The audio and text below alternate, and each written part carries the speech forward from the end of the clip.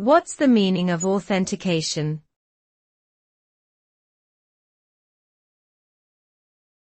Authentication.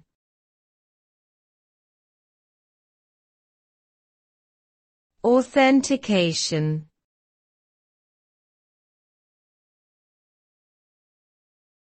Authentication.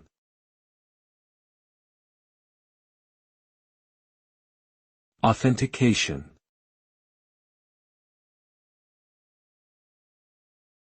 Authentication is the process of verifying the identity of a user or entity.